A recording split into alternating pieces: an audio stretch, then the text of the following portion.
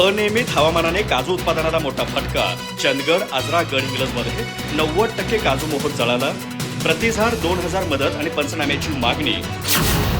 कोल्हापूर जिल्ह्यातील चंदगड, आजरा आणि गडहिंग्लज तालुक्यात यंदा अनियमित हवामानामुळे काजू उत्पादनाला मोठा फटका बसलाय. कडक थंडी, त्यानंतर अचानक वाढलेलं तापमान, अवकाळी पाऊस आणि सतत बदलणाऱ्या हवामानामुळे सुमारे 90% काजू मोहर जळून गेलाय. त्यामुळे यंदा उत्पादन 10%पर्यंतही होणार नाही अशी भीती व्यक्त होते. काजू हे या भागातील प्रमुख नगदी पीक असल्यानं या नुकसानीमुळे शेतकरी गंभीर आर्थिक संकटात सापडलेत. उत्पन्नाचा मुख्य स्रोत धोक्यात आल्यानं त्यांच्या उपजीविकेवर मोठा परिणाम होण्याची शक्यता निर्माण झाली आहे.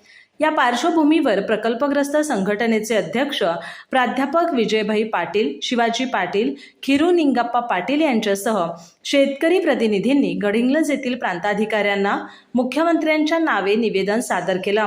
काजू उत्पादकांना प्रति झाड किमान 2000 रुपये अनुदान देण्याची मागणी करण्यात आली आहे.